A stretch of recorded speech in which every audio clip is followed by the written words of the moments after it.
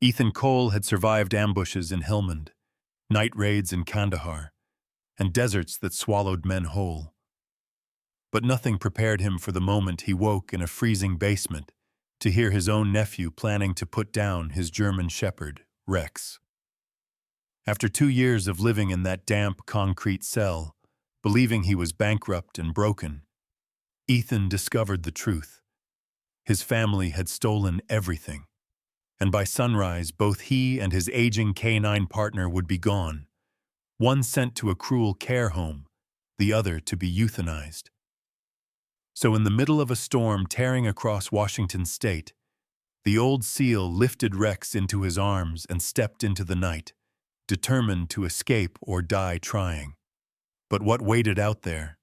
Strangers in the dark, a truck that shouldn't have been on the road, and a mountain town hiding unexpected allies, would change both of their lives forever. If you're ready for the full journey, follow the channel, comment where you're listening from, or just type Amen for Ethan and Rex, and stay with me until the very last second of this story. The November rain drummed steadily against the narrow basement window, a thin pane of glass that rattled every time the wind shifted over the outskirts of Tacoma. Down here, in this dim and damp space that smelled of mildew and cold concrete, Ethan Cole sat on the edge of a sagging cot, his posture straight despite the gloom pressing in on him. At 68, Ethan was still a tall, sharply built man, with a body hardened by years of combat and discipline. His face, carved with deep creases around the eyes and mouth, held the rugged intensity of someone who had spent too long in deserts, mountains, and forward operating bases. His hair, once jet black, was now mostly silver, cut short but uneven because he trimmed it himself with an old pair of clippers. A trimmed but graying beard lined his jaw, giving him the look of a man who had lived half his life under sun and gunfire. Even in a cold basement, he wore the same outfit he'd worn for years, an old olive t-shirt, a flannel shirt in faded red and navy tones, and thick denim jeans that had survived more miles than he could count. At his feet lay Rex, his 9-year-old German shepherd, a broad-chested dog whose black and tan coat had dulled with age. Rex's ears were still sharp, but his hind legs carried the unmistakable stiffness of arthritis. Once a combat K9 trained for search, tracking, and room clearing, Rex now spent most days curled on a thin blanket, lifting his head only when Ethan moved or when the furnace clicked. The dog's brown eyes were thoughtful and soulful, and sometimes, when he looked at Ethan, it felt as though he understood every unspoken burden the old seal carried. Rex was aging, but there was still fire in the way he watched the door, still loyalty in the way he rose, slow, painful, but determined whenever Ethan asked him to.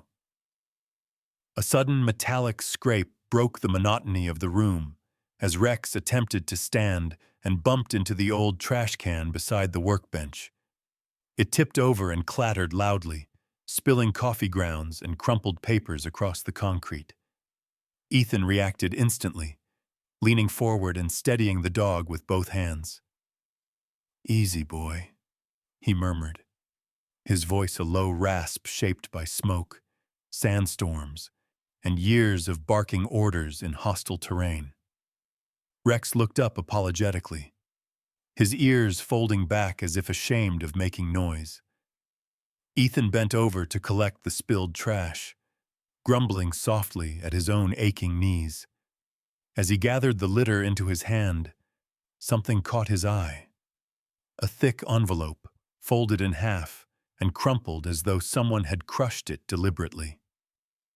He reached for it, smoothing its creases on his thigh. The navy blue logo at the top froze him in place. U.S. Military Retirement Services. Payment Summary. The envelope was addressed to Ethan Cole with a Tacoma address, care of Blake Turner. Blake Turner, his nephew, was a 35-year-old man with soft, anxious features, sandy hair that he slicked back constantly, and the nervous habit of tapping his fingers against his thigh when he lied. Blake had taken Ethan in 2 years earlier, convincing him that digital banking glitches and medical errors had drained his accounts.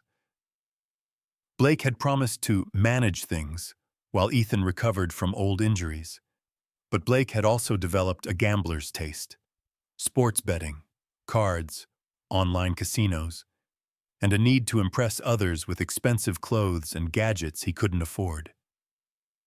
Ethan had chalked it up to immaturity, to stress, to life's pressure. But the crumpled envelope in his hands said something much darker. He opened it carefully, the paper trembling slightly in his calloused fingers. The words were painfully clear.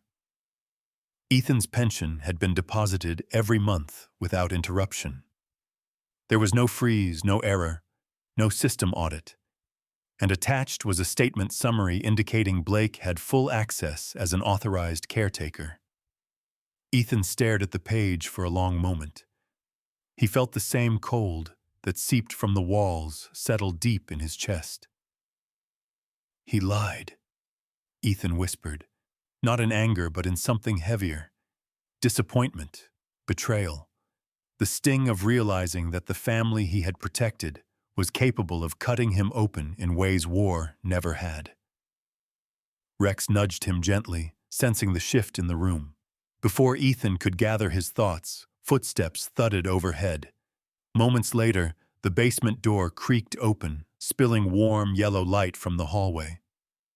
Jenna's voice sliced through the opening like glass. Jenna Turner, Blake's wife, was a tall woman with sharp cheekbones, bleached blonde hair always tied in a too-tight ponytail, and an expression that looked perpetually irritated. She had a habit of speaking quickly and loudly, as if the world existed to annoy her. She stepped halfway down the stairs, arms crossed over her chest. "Blake," she snapped, "I found dog hair near the laundry chute again. I swear that animal is shedding on purpose." She glared at Ethan, not bothering to hide her disdain. "We talked about this, Ethan. That dog stays down here. I'm tired of cleaning up after him." Ethan rose slowly, his joints popping. He kept Rex behind his leg. "He barely moves, Jenna. The air ducts carry the hair and—" "I don't care," she cut him off. "Blake and I have decided something. Tomorrow morning, 8 sharp, I'm taking that dog to the vet on Maple Street." Her voice turned cold and deliberate. "He's old, Ethan. He's suffering. It's time to let him go." Rex let out a soft, uncertain whine. Ethan's heart pounded, not with fear, but with the washed-out numbness of someone who has been pushed beyond breaking. "You're not taking him anywhere." Jenna smirked slightly, enjoying the control. "And as for you," Blake spoke with a facility in Puyallup, "a care home. They can take you Monday morning. They said they have space in the secure wing." Secure wing. Ethan knew what that meant. Over-medicated, locked doors, no dogs, no dignity. A place where people were sent to be forgotten. Jenna turned sharply, heels stabbing each wooden step as she retreated upstairs, leaving the door open long enough for Ethan to hear her final remark.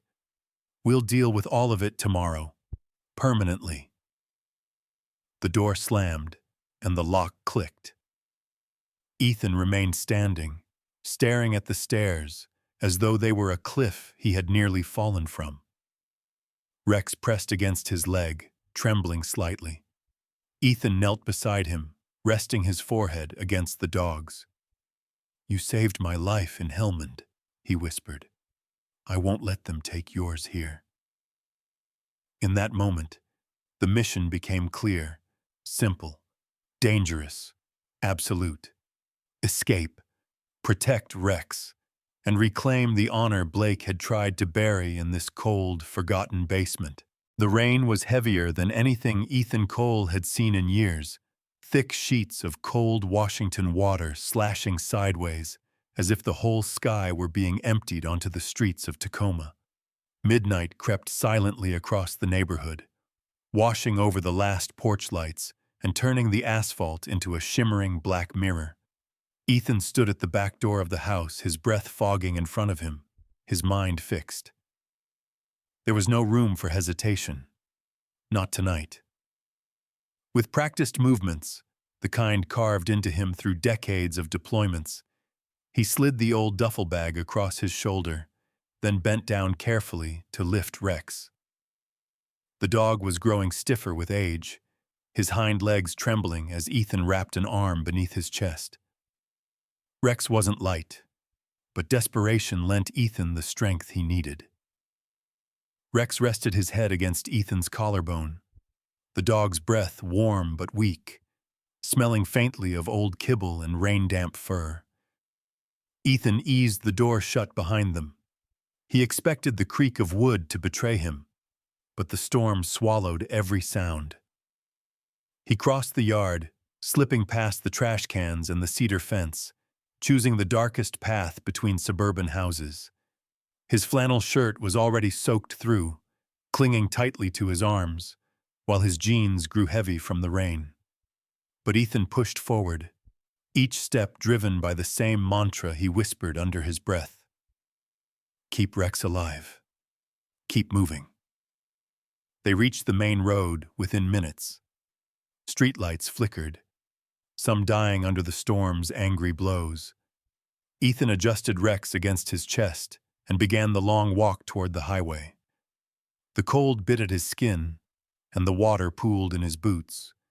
But what unsettled him most wasn't the weather. It was the knowledge that Blake and Jenna might discover the empty basement at any moment. He would only have a small head start. By the time he reached the outskirts of the Tacoma bus depot, the digital clock above the entrance read 1:14 a.m.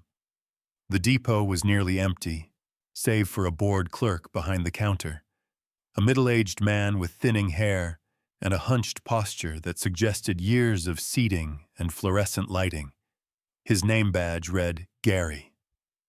Gary looked up from his lukewarm coffee just long enough to see Ethan and the soaked German shepherd in his arms. His eyebrows drew together, betraying mild concern before snapping back into indifference, as if the night had conditioned him to strange sights. "Eastbound buses?" Ethan asked, his voice steady, though his jaw shivered. "Anything soon?" Gary tapped his fingers across the keyboard, not bothering to hide his sigh. "One at 2:30, but animals need papers. Vaccination forms, travel clearance, service designation, especially large breeds." He squinted at Rex. "A dog like that? No way they'll let him on without documents." Ethan knew arguing would only waste time.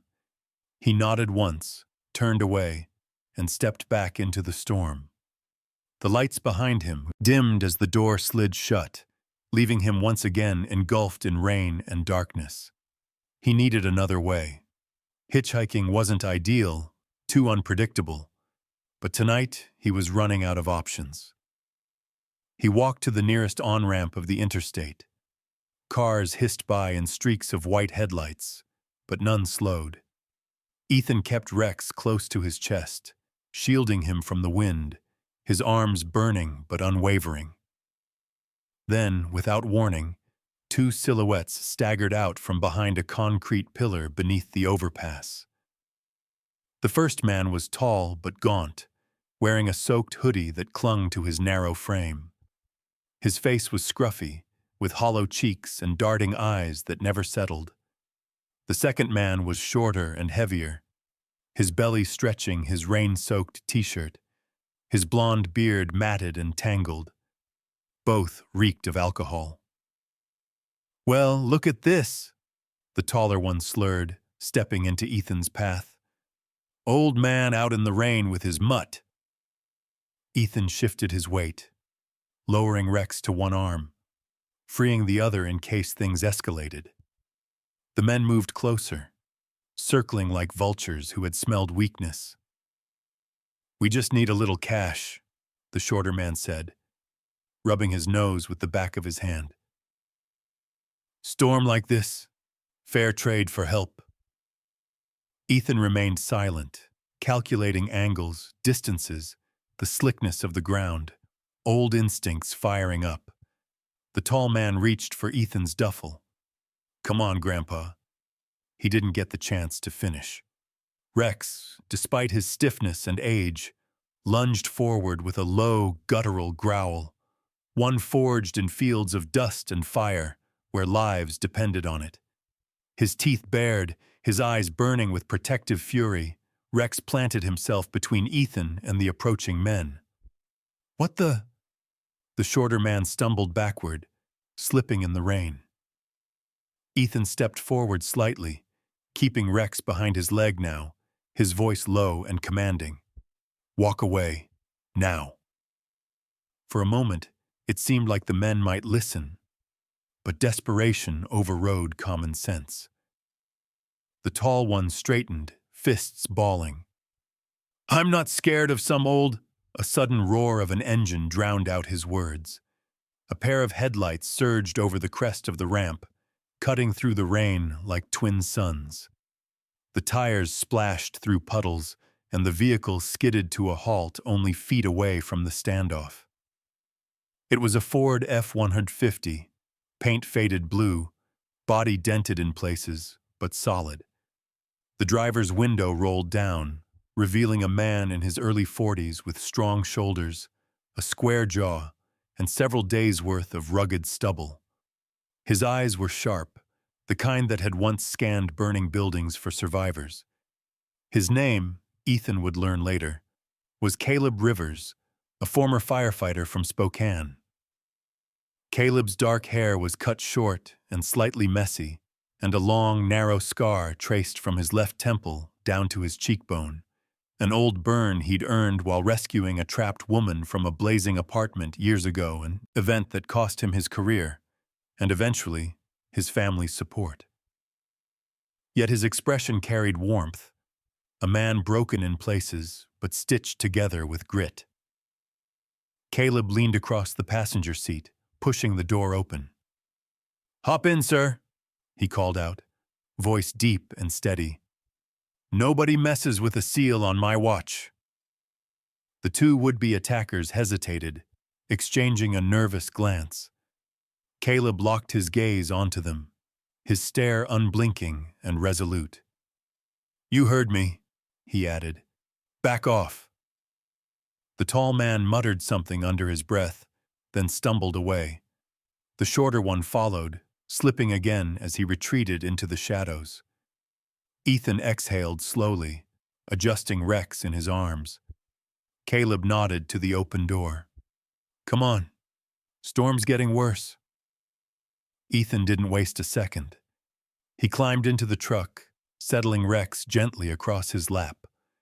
The warmth of the heater hit his face, and for the first time all night, he felt a sliver of relief. Caleb shifted the truck back onto the highway, wipers scraping furiously. "Where you headed?" Caleb asked, eyes flicking between Ethan and the road. "Anywhere east," Ethan replied quietly. "As far from Tacoma as possible." Caleb nodded once. "Idaho, then. I'm driving through the night." The truck surged forward through the rain, leaving Tacoma behind. But just as Ethan settled back, exhausted and trembling from cold, something in the rearview mirror caught his eye. Two headlights appearing on the ramp they'd just left, too slow to be random, too deliberate to be harmless. And they were following. Snow began before sunrise as Caleb's truck rumbled deeper into the Idaho mountains, flakes drifting down like pale feathers lit by the headlights. The storm was gentler than the violent rain they'd escaped in Tacoma, but the cold here carried a different weight. Dry, sharp, mountain-born. Ethan Cole sat in the passenger seat, holding Rex close. The dog's breath was shallow, fogging the window, his brown eyes half closed from exhaustion. Caleb kept both hands on the wheel, his thick fingers gripping tight, the tendons along his scarred forearm standing out whenever the truck slid slightly on icy patches. He wasn't a man who talked much when focused, and the line of his jaw, square, shadowed with stubble, said he was concentrating on every turn. Sawyer Ridge appeared just as dawn broke over the peaks. It wasn't a large town, just a scattering of wooden cabins, a few storefronts, a small church, and a general store with a fading red sign, Hayes Supply and Inn. Smoke curled from chimneys, and the streets were dusted in early snow, giving the place a quiet, postcard charm. But Ethan sensed something more, an untouched slowness, a sense of safety that felt foreign yet comforting. Caleb parked in front of the store. "This is as far as I go today," he said gently. His deep-set blue eyes softened when he looked at Ethan and Rex. "You need warmth, real warmth. And Hayes, she's tough but fair." Before Ethan could ask another question, the store's front door swung open. A woman stepped out, bracing herself against the wind. Margaret Hayes was in her early 60s, short and stout, with strong arms and shoulders shaped by decades of hauling crates, chopping wood, and running the inn alone. Her gray hair was twisted into a tight bun, though strands kept escaping. She had a square face, deep laugh lines that contrasted with her stern brows, and sharp hazel eyes that missed nothing. Her thick wool coat was patched at the elbows, giving her the look of a woman who never wasted anything, especially not kindness. Margaret eyed the truck suspiciously. "Caleb Rivers," she called, voice loud and husky.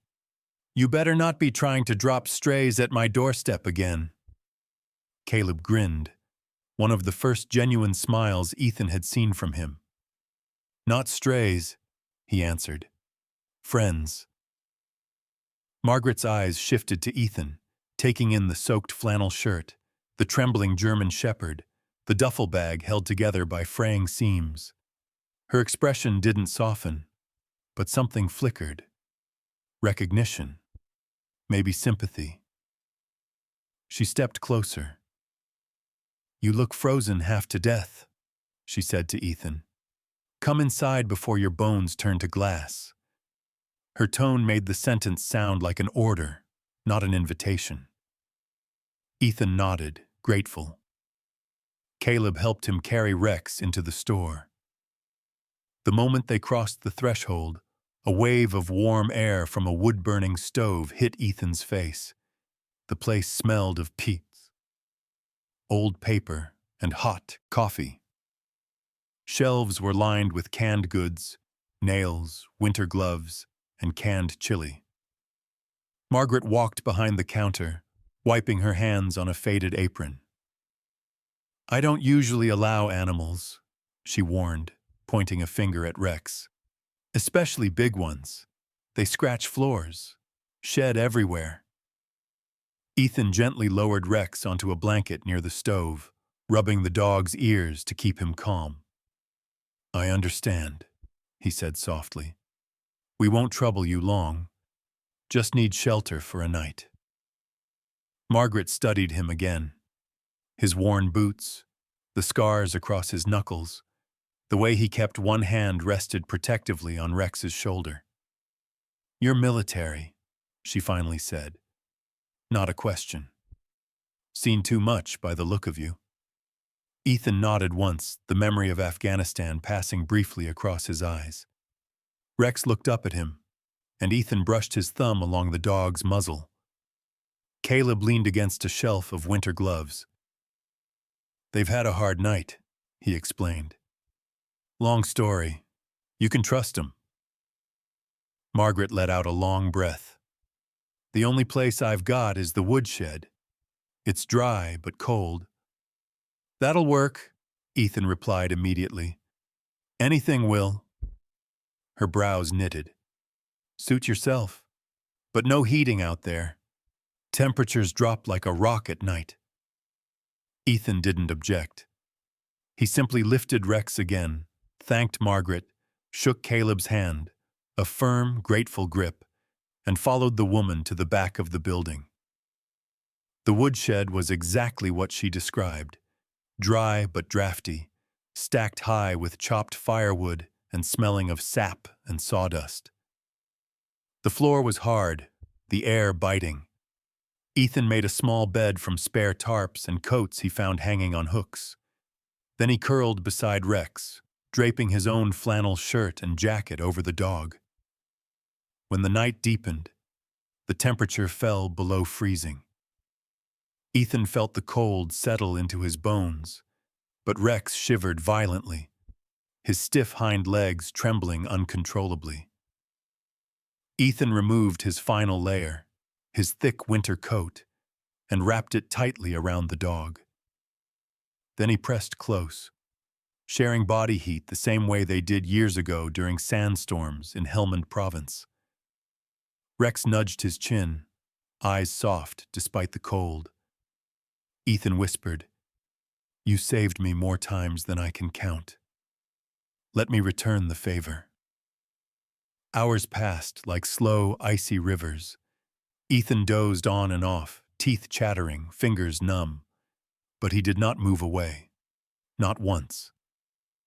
Morning light broke through the gaps in the wooden walls, soft and pale. The door creaked, and Margaret stepped inside carrying a thermos of hot soup.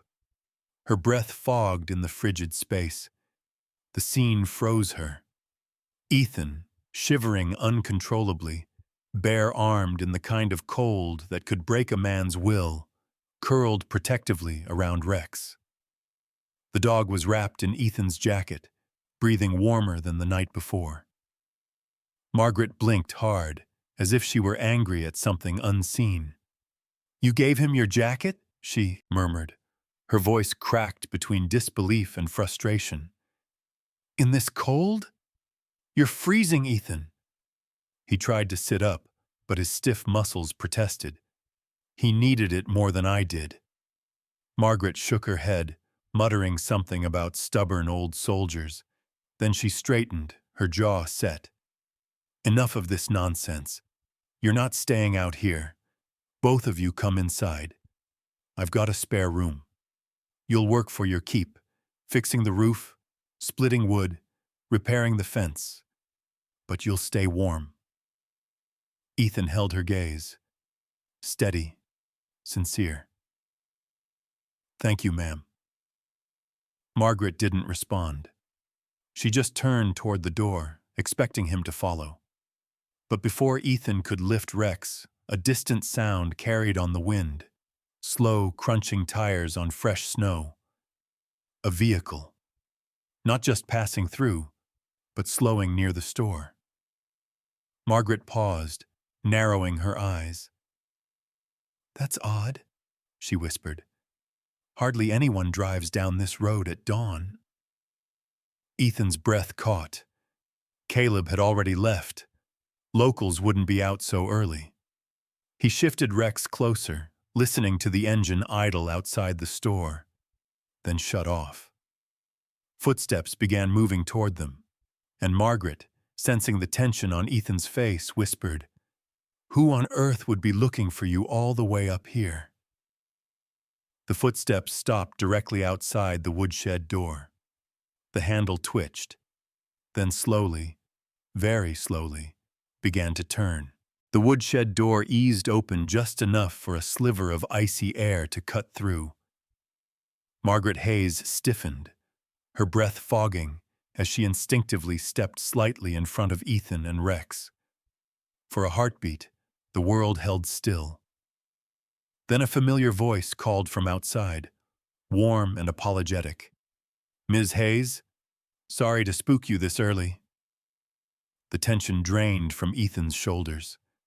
Standing at the doorway was Tom Wheeler, the town's mail carrier.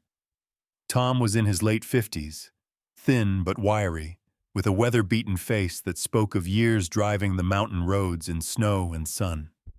His short salt and pepper hair poked out from beneath a knit beanie, and his round glasses sat crooked on a nose that looked like it had been broken once, likely decades ago. Despite his tired eyes, Tom had a gentle expression, the look of someone who valued routine, kindness, and neighbors. Margaret huffed. "Good Lord, Tom, you nearly gave me a heart attack." Tom lifted a hand in apology. Sorry. Brought your morning mail. Didn't expect company in the shed." His gaze drifted to Ethan and Rex, and the soft smile on his lips faded into concern. "Rough night?" "Long story," Margaret muttered. "Coffee's inside. Come on." She motioned for Ethan to lift Rex, which he did, gently, though the dog's stiff legs made it difficult. Inside the store, warmth surrounded them again. Tom removed his beanie and gloves, revealing hands scarred by old frostbite. Ethan noticed immediately. Tom set the mail on the counter and leaned forward. "If you're in trouble, I've got a friend in the VA office in Spokane. He's straight up honest, no bureaucracy nonsense. You want me to make a call?" Ethan studied the man's weathered face. Tom's eyes were earnest. Someone who didn't pry, but cared deeply when he saw injustice. "Yes," Ethan said finally. "I need to know the truth about my accounts." Margaret poured him hot coffee, the steam swirling in the chilly air that lingered in the store. "Sit. Eat. Warm up first." While Ethan sipped coffee and Rex rested wrapped in a blanket near the stove, Tom stepped outside to make the call. His voice was muffled through the glass doors, but Ethan could hear snippets. Retirement pay. No, he's never been evaluated. Fraud. You're sure? The door chimed as Tom returned, his breath quick, his boots leaving melting snow on the floor. "Ethan," he said firmly, "you've never been declared incompetent. Not once. And your pension's been going through every month. Somebody's been accessing your account illegally." The words weren't new, Ethan already suspected, but hearing them confirmed by an official source sent a cold wave down his spine. Margaret muttered a curse under her breath, one that didn't suit a woman her age but felt perfectly appropriate for the moment. Tom continued, "The VA is opening an immediate investigation. They'll contact federal authorities." He paused. "This is serious stuff. Whoever's been taking your money, they're in deep." Ethan nodded, jaw tight. "My nephew, Blake Turner, and his wife." His voice held no bitterness, just truth. Margaret's eyes narrowed. "If they're half as nasty as they sound, you better believe they'll crawl up here looking for you." Ethan opened his mouth to respond, but the answer arrived sooner than expected. A car engine growled outside, louder, closer, more aggressive than Tom's gentle mail truck. Margaret's head snapped toward the window. "Who on earth?" Ethan felt something cold settle in his stomach. The front door burst open with a force that rattled the glass. Snow gusted in behind Blake Turner, now disheveled and frantic-looking. His sandy hair, usually slicked back, clung damp to his forehead. His pale face was flushed with panic, and his eyes, narrow, hasty, skittish, darted around the room. Behind him, Jenna Turner stormed in, her blonde ponytail whipping behind her, her thin lips pressed tight in fury. Jenna's tall, lean frame radiated hostility, and her manicured nails dug into the expensive coat she wore, distinctly out of place in a mountain town. "There you are!" Jenna barked, fixing Ethan with a venomous stare. "We've been driving all night." Blake stepped forward, his hands trembling. "Uncle Ethan, please. You don't understand. People are saying things, wrong things, about us. Tom looked between them cautiously. Margaret folded her arms, her stance protective, ready to shove both intruders right back into the snow. Jenna didn't waste time. "He's not well," she declared to the room. "He gets confused. He wanders off. We're here to take him home." Before Ethan could respond, Rex rose to his feet. Despite the stiffness in his legs, the dog planted himself firmly in front of Ethan, hackles raised, a low warning growl vibrating deep in his chest. Jenna recoiled. "Get that animal away from me!" But Rex didn't move. Margaret reached for the phone. "This is Sawyer Ridge. We don't tolerate intimidation here." She dialed quickly. "Sheriff Brooks, I need you at the store. Now." Blake's face twisted, fear mixed with desperation. "Uncle Ethan," he whispered urgently, pulling a folded document from his jacket. "Just sign this. It says you agreed to let us withdraw funds to help manage your care. Once it's signed, everything's legal. No one gets in trouble." Ethan stared at the paper without touching it. His memories drifted. Blake as a child, shy and gentle, clinging to Ethan's leg at family gatherings. Blake as a teenager, crying after failing his driving test. Blake the adult, smiling nervously as he invited Ethan into his home 2 years ago.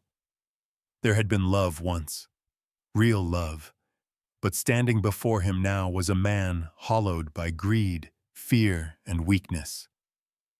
"I raised you," Ethan said quietly, "but I won't cover your crimes. Not anymore." Jenna's eyes flashed with fury. She grabbed Blake's arm. "If he won't sign, we find another way." She stepped toward Rex. "And the first thing that mutt—" The store door slammed open again. Sheriff Harlan Brooks strode inside. Harlan was in his late 40s, broad-shouldered with a deep chest and thick biceps that strained beneath his uniform. His skin was ruddy from a life spent outdoors, and a neatly trimmed black beard framed his stern mouth. His dark eyes were sharp and unreadable. A man shaped by years breaking up fights, tracking lost hikers, and dealing with people at their absolute worst. He spoke with calm authority. "What's going on here?" Margaret pointed accusingly. "These two stormed in, trying to drag Ethan away, and they're lying through their teeth." Harlan turned to Ethan. "That true?" Ethan nodded once. "They've been stealing from me. For years." Harlan didn't hesitate. "Blake Turner, Jenna Turner, you're both under investigation for federal financial fraud. And until this is cleared, you're coming with me." Blake gasped, face draining of color. Jenna sputtered, "You can't do that. We're family." "Family doesn't commit felonies," Harlan replied. He reached for his cuffs, but before he could clasp them, another vehicle screeched to a halt outside. A door slammed. Footsteps pounded. Someone new was about to step in, and the whole store fell silent, bracing for whoever was coming next. For a long moment, everyone in Hayes Supply and Inn froze as the mysterious footsteps neared the door, boots crunching decisively on the snow-packed ground. Sheriff Harlan Brooks instinctively shifted his stance, placing himself between Ethan and the entrance. Blake and Jenna stood rigid, eyes darting wildly, as though expecting another disaster to crash into their fragile world. Then the door swung open, and a tall man entered, brushing snow from his shoulders. It was Deputy Mark Ellison, a towering figure in his early 30s with a square jaw, light brown hair cropped tight, and a disciplined posture honed from years in law enforcement. His face carried a faint scar along the left cheek, an omen of a bar fight years ago when he intervened to protect a stranger. His expression was stern, but his hazel eyes were warm, revealing a man committed to fairness rather than force. He looked briefly at Blake and Jenna with controlled displeasure. "Sheriff," he announced. Got the confirmation from Spokane. The feds want Turner and his wife held for questioning. Charges include financial exploitation of a disabled veteran and fraud. Jenna gasped. Blake staggered as though his legs gave out. And that was how the confrontation ended, without violence, without shouting, just a quiet finality as Sheriff Brooks clicked the cuffs onto their wrists. Blake didn't fight. He only whispered, "I'm sorry," without meeting Ethan's eyes. Jenna glared daggers at everyone, but even she knew the fight was over. When they were taken away, the store felt bigger, quieter, almost peaceful. Ethan rested one hand on Rex's head. The dog, sensing the tension dissolve, lowered himself to the floor with a relieved sigh. Margaret Hayes exhaled sharply and muttered, "Well, that's enough drama for a year." She turned to Ethan, her sternness softening. "You're safe now, both of you." The days that followed moved gently, as though Sawyer Ridge itself knew Ethan needed stillness. Federal agents arrived to question him, polite men and women in dark coats with clipboards and purposeful gazes. They recorded statements, took documents, gathered evidence from the Turners' car. Their leader, Agent Laura Bishop, a woman in her 40s with dark curly hair and a commanding presence, spoke kindly to Ethan. Her deep-set brown eyes revealed intelligence sharpened by years of unraveling financial crimes. She assured him the government would recover his funds. "This never should have happened to a man who served his country," she told him, her voice steady but sympathetic. True to her word, 2 weeks later, the VA restored all the money that had been siphoned from Ethan's account. Every dollar, every cent. It arrived with a letter of apology printed on crisp white paper. Ethan read it once, then folded it neatly and placed it in a drawer. Justice mattered, yes, but closure mattered more. With the restored funds, Ethan approached Margaret with a respectful but determined tone. "I'd like to fix up that woodshed," he said, "for me and Rex." Margaret raised a brow. "I thought you'd want one of the in-rooms, with heat." He smiled, the first genuine smile he had felt in years. "I want something I build myself." Margaret studied his weathered face, the lines etched deep by war and betrayal, and finally nodded. "Then let's make it proper and warm." The renovations began at once. Ethan bought supplies from the store, and he worked tirelessly, despite his age, despite winter's bite. His hands, thick with calluses and scars, handled tools with old confidence. He insulated the walls, strengthened the beams, added new windows to let the morning light in. When Caleb Rivers arrived one afternoon, snow dusting his dark hair, he offered to help dig trenches for heating lines. Caleb was in his early 40s, strong, broad-shouldered, with kind eyes and the permanent tiredness of a man who once saved too many people and lost just as many. He swung the shovel like it weighed nothing. "You know," he said, pausing for breath, "I never had a father. But if I did, I think I'd want him to look a whole lot like you." The comment struck Ethan deeper than he expected. He rested a hand briefly on Caleb's shoulder. "And you'd have made a good son." From that day on, Caleb stopped calling Ethan Sir and began calling him Old Man, a nickname delivered with affection rather than insult. He visited often, bringing firewood, leftover stew, or just company. Margaret, meanwhile, became something like a general overseeing the new coal cabin. She barked orders, inspected handiwork, and scolded Ethan for working too hard while simultaneously praising his craftsmanship. Despite her sharp tongue, her heart was unmistakable. "You're family now," she'd say whenever Ethan protested her generosity. Rex flourished the most. With warmth and safety returned to his world, the German Shepherd regained some of the vitality he'd lost. His limbs remained stiff. Age and old injuries would never fully leave him. But his eyes were brighter, his tail wagged more often, and the children of Sawyer Ridge adored him. Every afternoon, little kids in puffy coats would stop by, offering him homemade dog treats or shy pats. Rex, gentle as ever, would lean into them with patient warmth. Weeks turned to months. The woodshed wasn't a shed anymore. It was a home. A small, peaceful one with a pot-belly stove, a handmade wooden bed, new flooring, and warm lighting that filled the room with a golden glow.